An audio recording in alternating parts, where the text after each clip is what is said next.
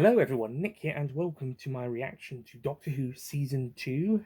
That's Series 15 or Season 41, Episode 4, Lucky Day. At time of recording, the episode finished about just over an hour ago.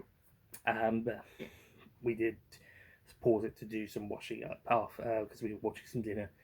I was watching it, and also a phone call, and also we watched Unleashed and then Blankety Blank afterwards. So that's why these reactions are a little bit later and after the episode has aired when at time of recording them, because watching Unleashed, and apart from the first week, Blankety Blank as well, because Gladiators was on that week, and also maybe dinner.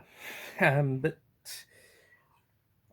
yeah, I'll try not to be too long with this one though, because I want to get this video uploaded before going to bed, because tomorrow it's BFI for the Doctor Who 20th anniversary celebrations. So if you're going there, I'll see you there, hopefully. And if this ends up being coming out on Sunday evening or Monday, then it didn't make it before we went. And therefore will be up afterwards, in which case, hope you had a good time if you also went. But yeah, I also don't really want to be too spoiling on this one either. I mean, like the last ones, but this one especially, because I think this one is one that really people should check out. I don't think it's quite as good as the previous two episodes, I'll say that now. But I do think this one is fairly strong. If you like your the episodes that are sort of like politically charged, then I think you'll like this one, like where you put the tension, where you're siding with people like UNIT, as spoiler, people who thought that there was people who were protesting UNIT's relevancy. Yeah, that's happened in this episode, protesting whether UNIT's like faking stuff, like if they're putting on a show using taxpayers' money for other things rather than what they're actually there for. Aliens aren't real, all that sort of thing we heard in the that was theorized, speculated that's going to happen in this episode. So I mean, a bit like with the Roger Gilliam stuff in last series' 73 yards. So if you're a fan of stuff like that from that episode, you're going to like that subplot in this episode. And like that episode, this is another episode 4 that centers on Ruby Sunday, played by Millie Gibson, coming back for a Doctor Light episode, just like 73 yards. Although the Doctor and Belinda do appear at the start, and also the Doctor does have an appearance at the end. And spoiler alert, we find out who told him about Belinda, sort of, more or less. Just noticed.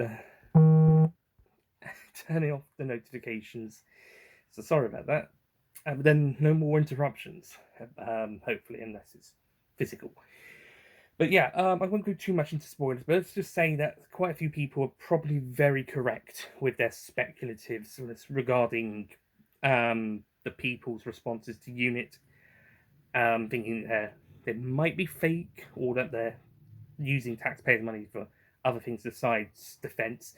And if you're right about the character of Conrad, as you've been speculating, you are almost certainly correct. I won't talk too much more, but let's just say that both the marketing for the episode being pushed, but also the speculative and the theorizing are both correct. It's a really good moment where they both come align.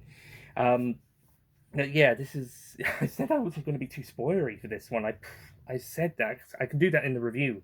I will go much more into talk more about it in the review, because then the lid's off.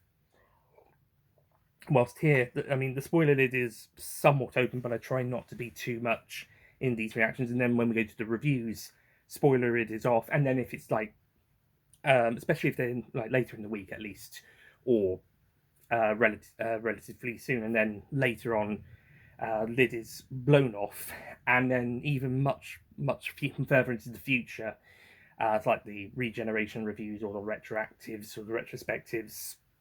It's gone. It's just gone, especially for all the older stuff, like like but focusing on Lucky Day. I think this one I thought 73 Yards was Millie Gibson's best performance as Ruby Sunday. And that was her first ever episode. This episode is possibly her second best. This time round, she's got mileage from the first season as well on top of that. But I think 73 the Yards, the performance there just about edges out. But I think that one is because of how that episode was written and how it was, where that one went, whilst this one goes in a slightly different direction. Though it does keep the British village. This one more English, whilst the other one was Welsh. Although I think they did film in Wales, so but this one as well.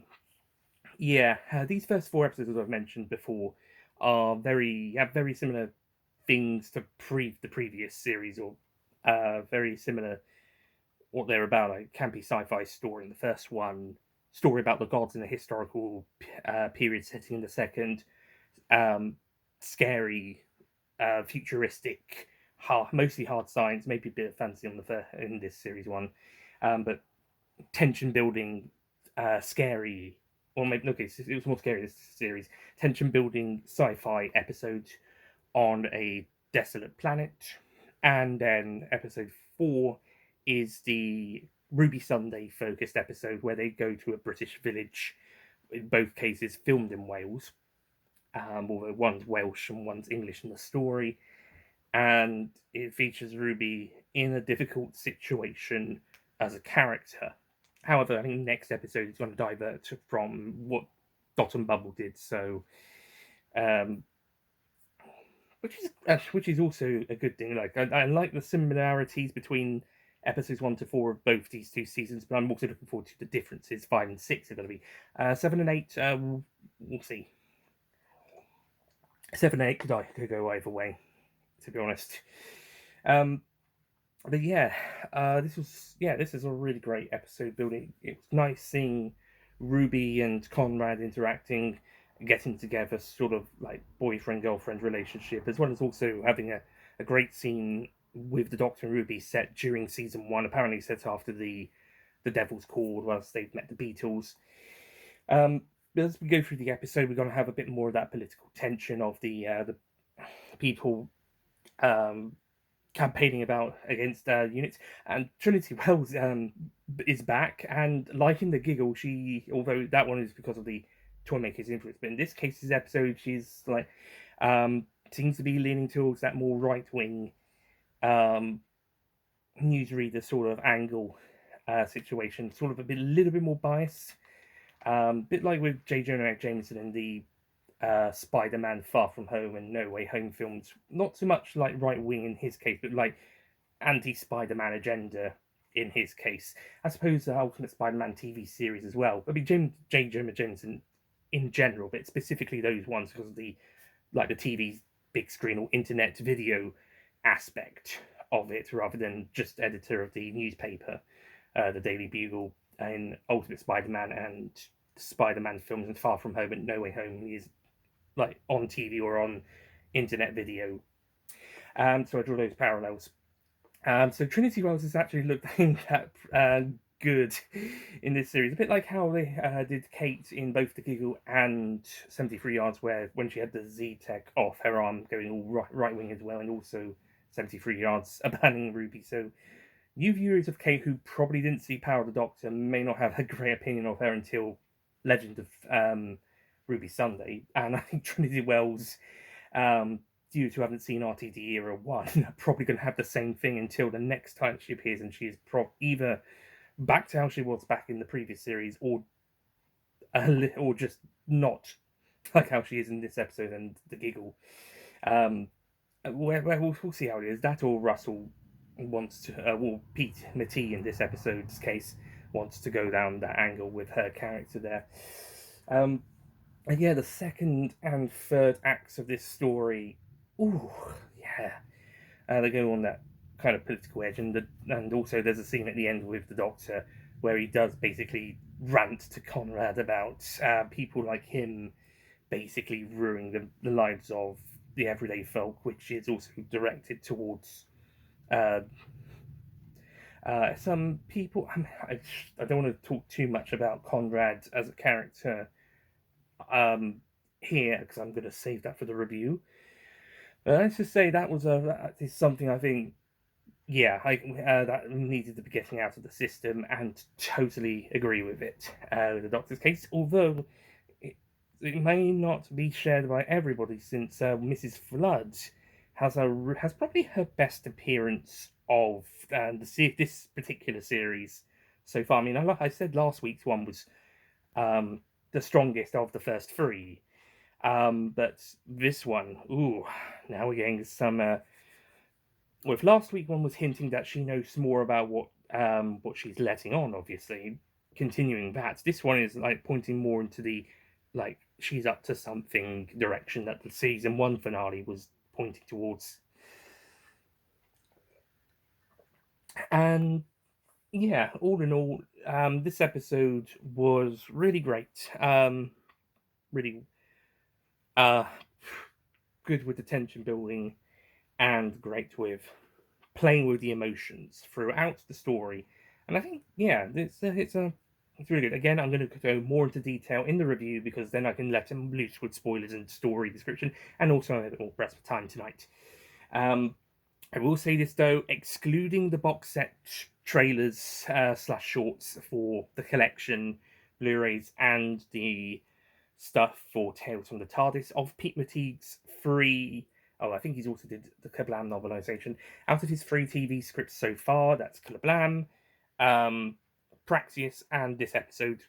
This is my favourite of his 3. I did like Kablam, although I do think the ending's not quite that great, and I think that sort of ruins that episode's reputation, more so now than it did back then. Praxeus, I think, was okay. It's fine. I mean, I see the flaws with it, but I don't hate it. I think it's okay. It's serviceable. It'll do. Um, this one I think was really good. And what's really interesting is this one actually did feel very much like an RTD script, but it was under Pete Matigue. And of course, they would have talked to each other about discussing ideas and how it would go down. Whether this is the episode Pete Matigue was going to write for Series 13, that he then said he was going to hold on to the idea for later, when Series 13 had to change course to become Flux, and he wasn't part of the writing team for that after all, or after that decision.